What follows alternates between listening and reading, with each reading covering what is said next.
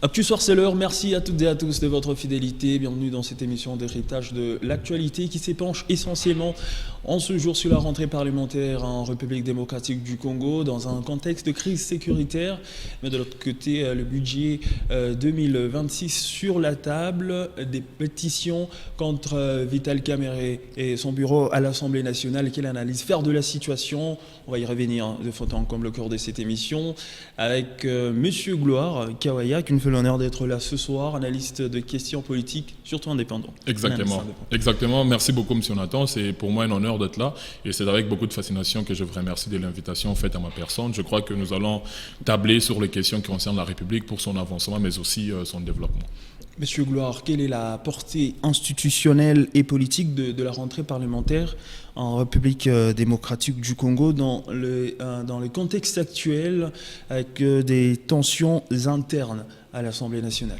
Merci beaucoup, M. Nathan. Moi, je crois qu'aujourd'hui, les députés sont rentrés sur le chemin de l'Assemblée nationale. Ça veut dire, au fond, qu'il y a une rentrée parlementaire depuis le 15, ça veut dire le lundi. Et justement, cette rentrée était exclusivement celle de l'analyse ou encore celle de l'adoption au niveau du budget.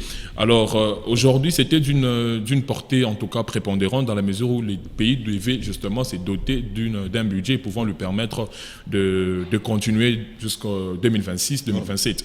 Et honnêtement, nous avions vu qu'il y a eu des pétitions, malheureusement, c'est qu'il fallait que nous puissions tabler sur la question budgétaire. Malheureusement, nous avions aussi glissé sur la pétition.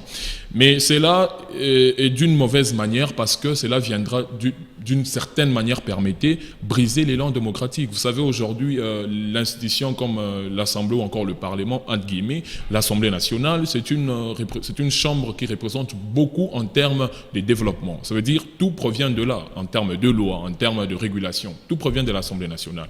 Et voir ce qui est en train de se passer maintenant, ça devient aujourd'hui une cassure d'une certaine manière. On voudrait bien que les institutions se stabilisent. On voudrait bien que les institutions tablent sur des questions cruciales qui concernent la République, comme la question de l'Est de notre pays, qui demeure jusque-là un brasier pour certaines personnes.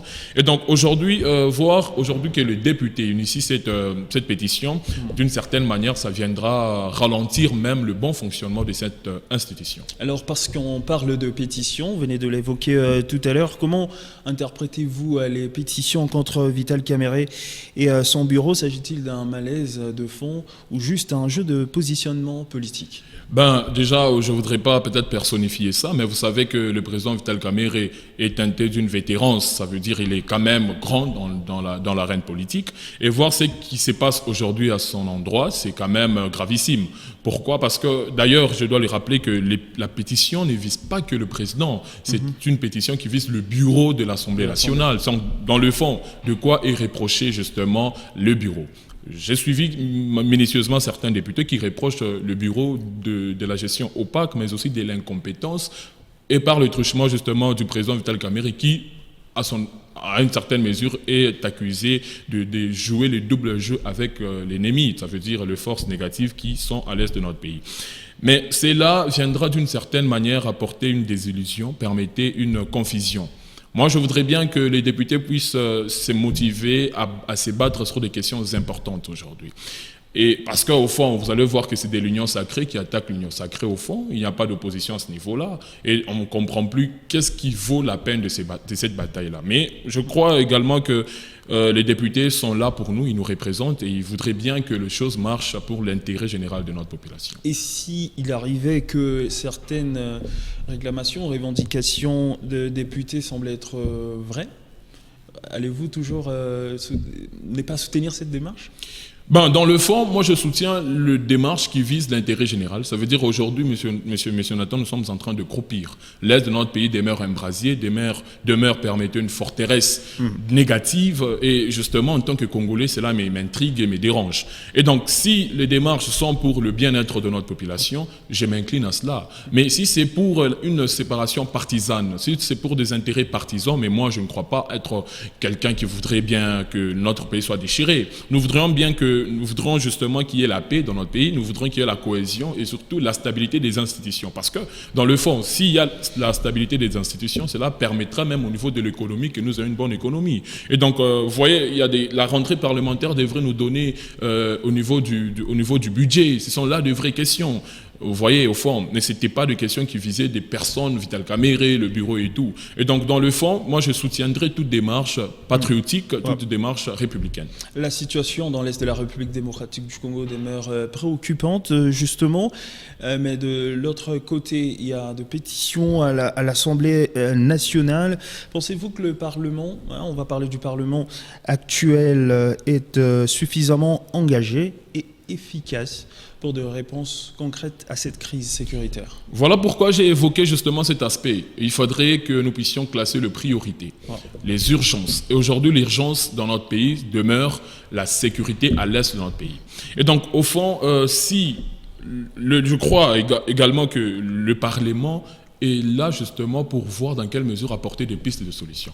Entre autres, il faudrait que, même au niveau du budget, l'adoption du budget justement, il faudrait voir combien de pourcentage est affecté à l'équipement ou à l'arsenal militaire, donc de nos FARDC. Pourquoi je le dis? Parce qu'on ne peut pas résoudre cette guerre qu'avec nos bouches. Il faudrait la résoudre d'une certaine manière militairement, au fond. Et donc, il faudrait que les parlements, c'est ce que je venais comme de le dire, il faudrait que le Parlement puisse miser sur le montant affecté ou le financement affecté à nos FARDC.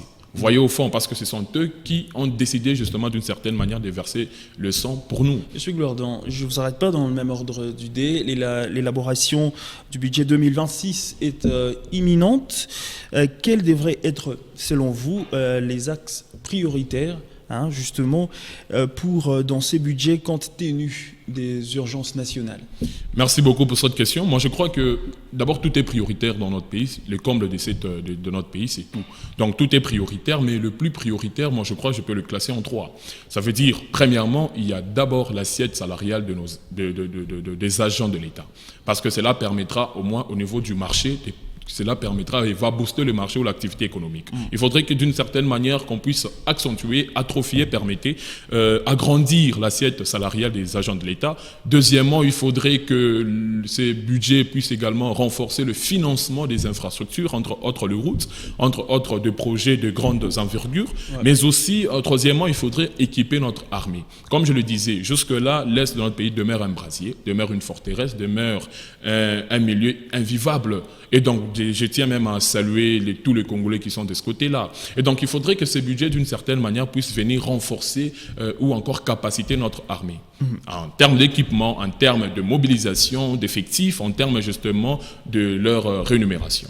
Y a-t-il risque de fragilisation institutionnelle, M. Gloire Kawaya, à l'Assemblée nationale, si ces tensions persistent ou mènent même à une déchéance?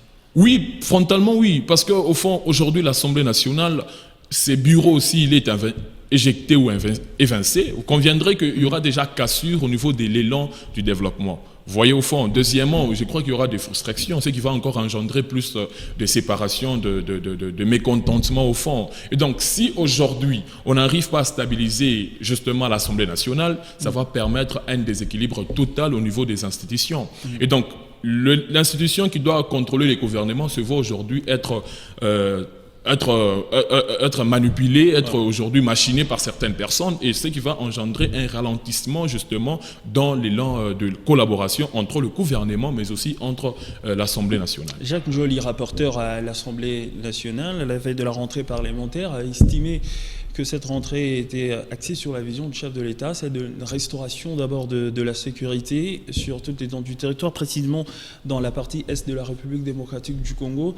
Est-ce que l'atmosphère actuelle au sein de l'Assemblée nationale reflète vraiment cette envie ou cette vision du chef de l'État? D'une certaine manière, M. Nathan doit se le dire clairement. Moi, je pense que c'est non. Pourquoi? Parce que la vision ou encore le programme, c'est de mettre la paix. Pas seulement à l'Est, mais aussi sur toute l'étendue. Et cette paix aussi passe par la cohésion au niveau des institutions. Malheureusement, nous voyons, ou regrettablement permettez, nous voyons qu'il y a une agitation farouche entre les institutions. Ce qui fragilise non seulement les fonctionnements, mais aussi l'avancement de ces institutions-là.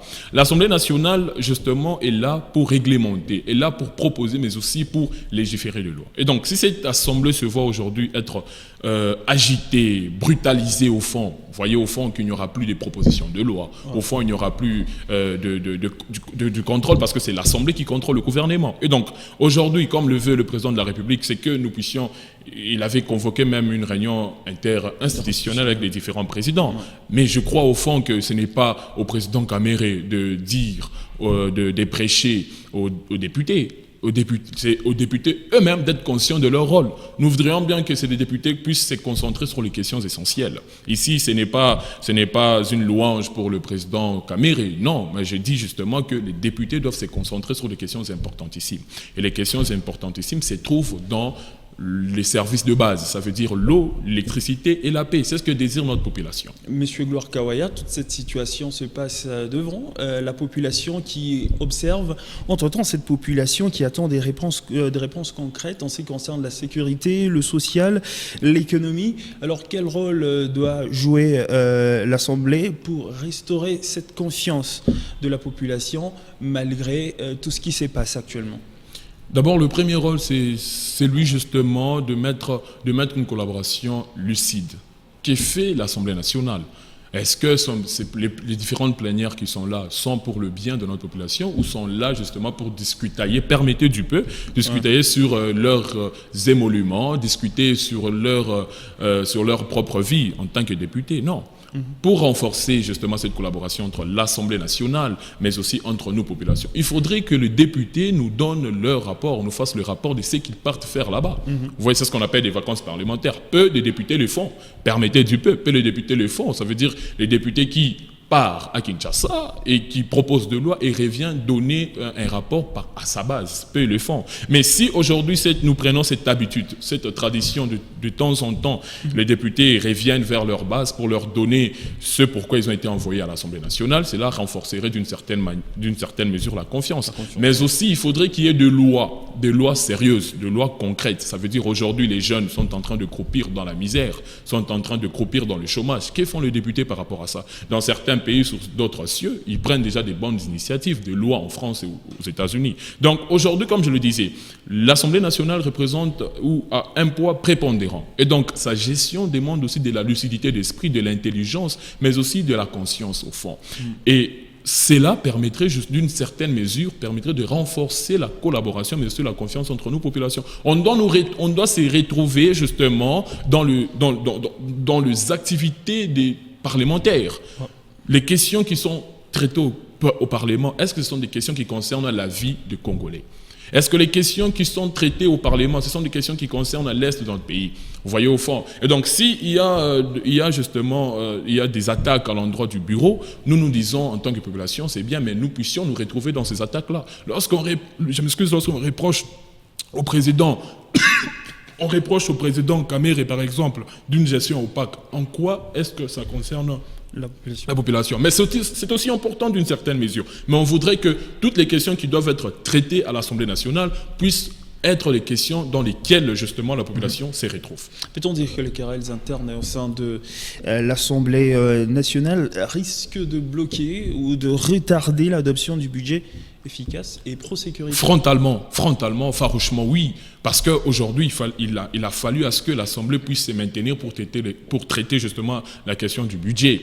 Mais malheureusement, il y a eu la pétition qui va traiter cela. Aujourd'hui, je crois déjà le mercredi, c'est aujourd'hui, il y a déjà la commission, il y a une plénière qui est convoquée pour l'installation de la commission spéciale afin de traiter la question de la pétition au fond. Non. Et donc ça veut dire aussi au fond, nous sommes déjà loin de la question budgétaire au fond. Et qui perd, c'est toujours nous, les peuples, parce que nous ne pouvons pas marcher sans budget, au fond.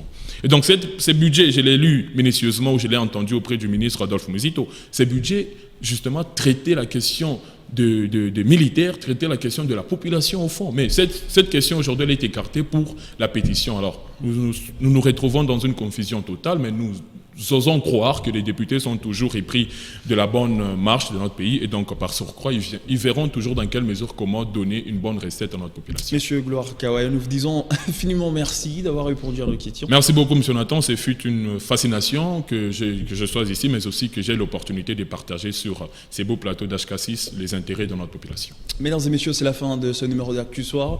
Merci à toutes et à tous de nous avoir suivis. Restez avec nous. Les programmes se poursuivent sur votre télévision.